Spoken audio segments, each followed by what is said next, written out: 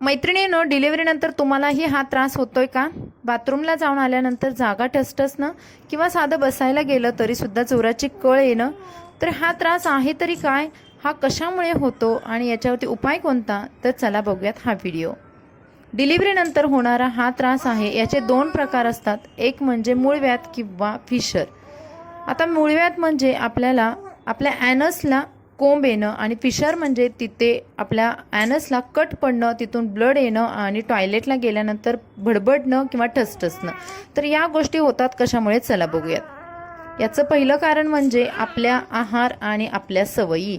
आहारामध्ये आपण भरपूर प्रमाणात उष्णतेचे पदार्थ खाल्ले की हा त्रास होतो आणि डिलिव्हरीनंतर आपली बॉडी पूर्ण रिलॅक्स स्टेजला असते. आपण अशा पद्धतीचा आहार घेतला तर तो तितक्या प्रमाणात आपल्याकडून व्यायाम होत नाही, आपली हालचाल होत नाही आणि त्यामुळे ही उष्णता अशा स्वरूपात बाहेर पडते. आणि आपल्या ज्या सवयी आहेत कोणत्या आहेत त्यासुद्धा आपण पुढे बघणार आहोत. आहारामध्ये तुम्ही पाणी जर कमी प्याल तर तुमची बॉडी फ्रेश होत नाही आणि त्यामुळे हा त्रासाची सुरुवात आपल्याला इथून जाणवते.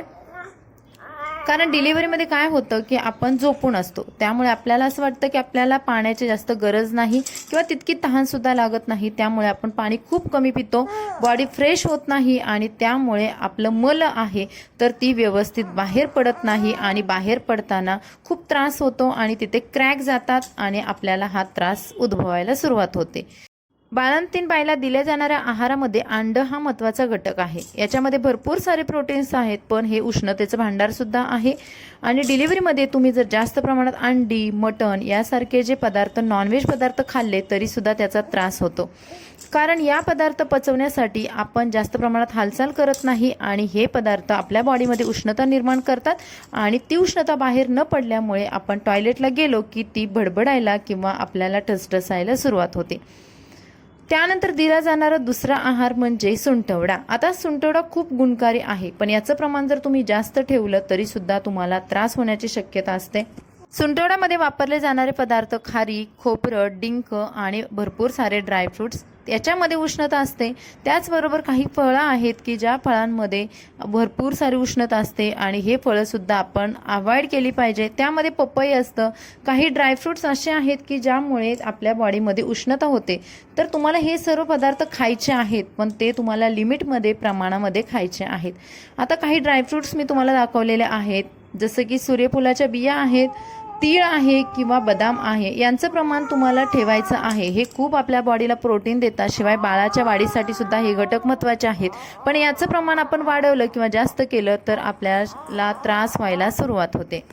भाजीमध्ये वापरली जाणारी चणा डाळ पूर्णतः अवॉइड करायला हवी, कारण या डाळीने आपल्याला गॅस होतात. आपल्या दुधातून बाळाला सुद्धा त्याचा गॅसचा त्रास होतो आणि पोटामध्ये जास्त गॅस झाला की आपलं मल आहे ते विसर्जित होण्यासाठी खूप अडथळे निर्माण होतात किंवा ते घट्ट होतं आणि घट्ट झालं की आपण जास्त प्रेशर करतो आणि त्यामुळे आपली तिथली जागा फाटते किंवा कोंब बाहेर येतात. या सर्व कारणांमुळे आपल्याला या गोष्टी अवॉइड करायच्या आहेत.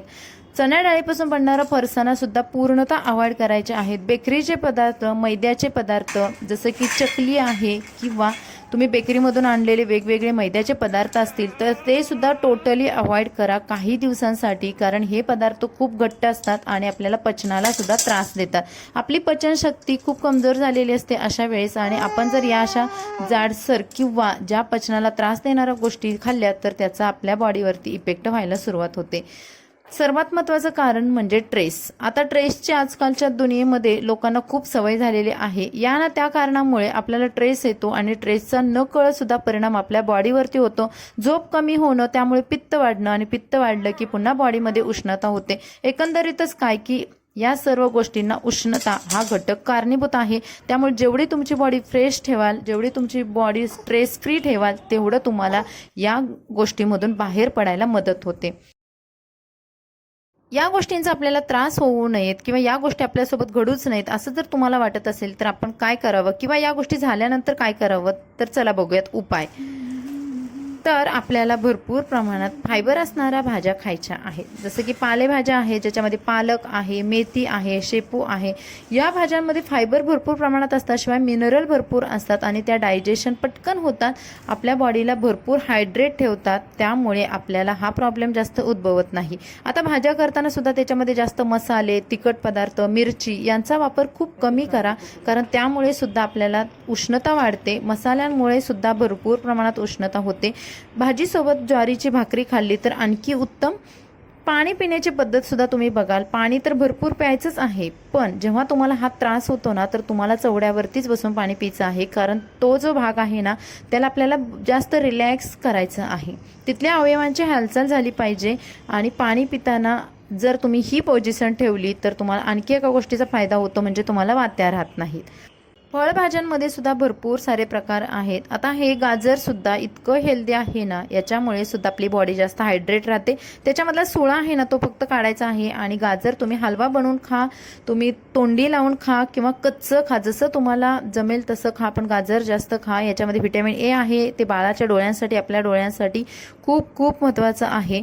तर त्याच्याबरोबर आपल्याला वापर करायचा आहे जास्त तुपाचा. आता तुपाचं आयुर्वेदामध्ये इतकं प्रचंड महत्त्व आहे ना, त्यामुळे तूप तुमच्या आहारामध्ये असणं गरजेचं आहे. यामुळे आपलं डायजेशन व्यवस्थित होतं. आता तूप जरी जड असेल तरी सुद्धा तूप आपल्या बॉडीला खूप चांगल्या प्रकारे सपोर्ट करतं, एनर्जी देतं, आपले अवयव मजबूत बनवतं, त्यामुळे तुपाचा वापर जास्त करा. दुसरी गोष्ट म्हणजे जेव्हा तुम्हाला हा त्रास होतोय त्यावेळेस तुम्हाला खोबरेल तेल घ्यायचं आहे, दोन्ही बोटांवरती किंवा हातावरती घ्यायचं आहे. आणि जिथे तुम्हाला हा त्रास होतोय टॉयलेटच्या ठिकाणी तर तिथे आपल्याला हे तेल लावायचं आहे. यामुळे तिथली जागा मऊ बनते. कडक झाले असेल, फाटले असेल तर ते जखमा भरायला सुद्धा याचा उपयोग होतो. आणि हे सुद्धा गोष्ट आमच्या गावाकडे केली जाते. आणि आयुर्वेदिक सुद्धा डॉक्टर हे गोष्ट सांगतात की तुम्ही तेल वगैरे लावा किंवा तूप सुद्धा त्या भागाला लावू शकता. सर्वात महत्त्वाचं म्हणजे आपल्याला व्यायाम करायचा आहे, बॉडीची हालचाल करायची आहे. आता ज्या मैत्रिणींना फिशरचा त्रास होतो त्यांनी अशा पद्धतीचे जे व्हिडिओमध्ये दाखवलेले व्यायाम आहेत ना ते जरी तुम्ही केले ना तरी सुद्धा त्या भागाचा हालचाल होते, कॉम्प्रेशन रिलॅक्सेशन होते आणि त्यामुळे आपल्याला हा त्रास आहे किंवा ह्याची वेदना आहे ते कमी जाणवते. दुसरी गोष्ट, तुम्हाला स्ट्रेस फ्री राहायचं आहे, पॉझिटिव्ह विचार करायचा आहे. आणि याचा जर त्रास जास्त वाढत असेल किंवा तुम्हाला सहन होत नसेल तर तुम्ही त्वरित डॉक्टरांना भेटा. आयुर्वेदिक पद्धतीने याचे उपचार जर तुम्ही केले तर ते आणखीनच तुम्हाला बेटर पडते. त्यामुळे डॉक्टरांकडे जा, याच्या आयुर्वेदिक गोळ्या आहेत ते खा आणि या त्रासातून मुक्त व्हा. तर या छोट्या टिप्स होत्या, या जर तुम्ही फॉलो केल्या तर तुम्हाला हा त्रास होणार नाही. आणि जरी झाला असेल अगोदर तर या गोष्टींची नक्की काळजी घ्या. चला भेटून नवीन व्हिडिओमध्ये.